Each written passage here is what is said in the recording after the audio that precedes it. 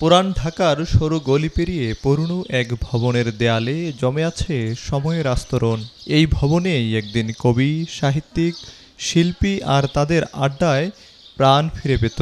রাজধানীর বাংলা বাজারের শ্রীশচন্দ্র লেনে হলদে রঙের দোতলাই ভবনটি শুধু এক বোর্ডিং নয়, এটি বাংলা শিল্প সাহিত্যের এক জীবন্ত জাদুঘর, যেন এপার বাংলার কফি হাউস।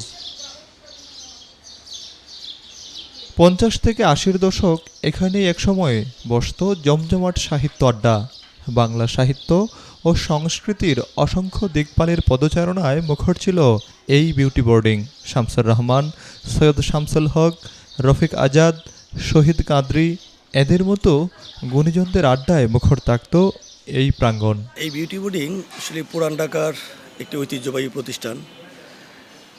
আপনার পাকিস্তান পিরিয়ড থেকেই এই বিউটি বোর্ডিংয়ের উৎপত্তি। এই জায়গাটা আসলেই পুরান ঢাকা একটা ব্যস্ততম শহরের মধ্যে একটা ব্যস্ততম জায়গা।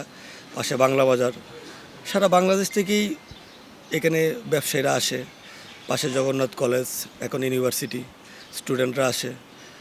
এখানে আসলেই না আসলে এখানকার সৌন্দর্য, এখানকার আপনার প্রাকৃতিক পরিবেশ এবং মানসিক যে একটা প্রশান্তি পাওয়া যায়, না আসলে বোঝা যায় না। দেশভাগের আগে এই ভবন থেকেই বের হতো সোনার বাংলা পত্রিকাটি। 1949 সালে প্রহ্লাদ সাহা ও নলিনী মোহন সাহা গড়ে তোলেন এই বিউটি বোর্ডিং।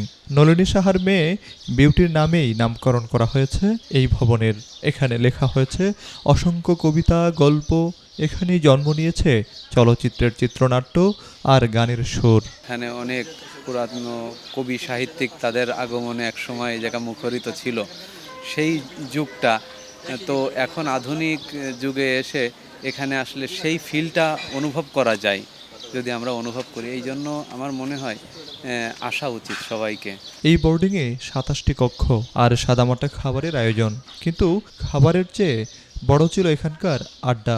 সরিষা ইলিশ, বেগুন ভাজি আর সঙ্গে অন্তহীন আলোচনা। তো যদি উদ্যোগ নেয় বা ইনভেস্ট করতে চায়, করতে পারে। এটা একটা ভালো একটা মাধ্যম আর কি। আমাদের বাংলাদেশের যে ঐতিহ্যগুলো আছে, শুধু রিক্সা পেইড না, মানে যে কোনো ঐতিহ্যবাহী জিনিসগুলো বা শিল্পকর্মগুলো টিকে রাখার জন্য সরকারের উদ্যোগ নেওয়া উচিত আসলে, এটা আমার যা মনে হয় আর কি। 1971 সালের 28 মার্চ বিউটি বোর্ডিংয়ে নেমে আসে এক ভয়াবহ ট্র্যাজেডি।